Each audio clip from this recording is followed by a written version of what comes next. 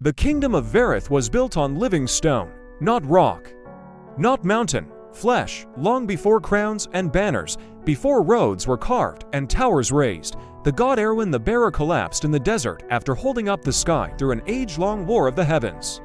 His body did not rot, it hardened, his breath slowed to centuries-long rhythms. His back became a plateau wide enough to hold a nation, and so, humanity built upon him. From afar, Verith looked like a marvel: golden walls, terraced cities, hanging gardens fed by divine warmth rising from below. The god's slow heartbeat caused the ground to tremble once every few hours, a gentle reminder that the land was alive. The people called it the blessing. Crops grew twice as fast, sickness was rare. No enemy could breach the kingdom, for Erwin's skin was impenetrable to blade and fire alike. When invaders came, the ground itself shifted, throwing armies into chaos.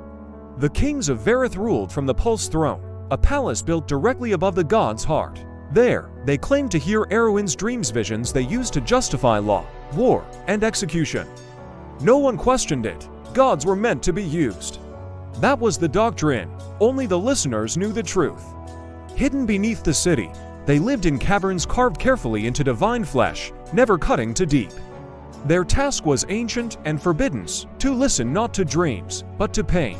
For Erwin was not sleeping peacefully. He was imprisoned within his own body, held in place by chains of runic iron driven into his bones during the last war of gods. Each chain pulsed with siphoned divinity, feeding Verith's prosperity. And every century, Erwin tried to wake.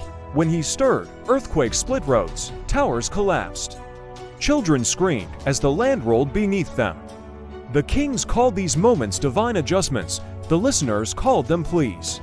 Cerise, the youngest listener in 100 years, was born with ears too sensitive for silence. She heard the god before she was trained: whispers beneath the heartbeat, words hidden in tremors. Help me, not prophecy, not command, a plea. When she touched the cavern wall, the god's voice poured into her mind, memories of carrying mountains, of holding back the void, of falling not from weakness, but from exhaustion. Erwin had saved the world, and humanity had chained him for it. Cerise uncovered forbidden records buried beneath the Pulse throne. The dreams the kings claimed to hear were lies, fabrications passed down to maintain control. The god had never spoken to them, he had only screamed. Worse still, the chains were failing.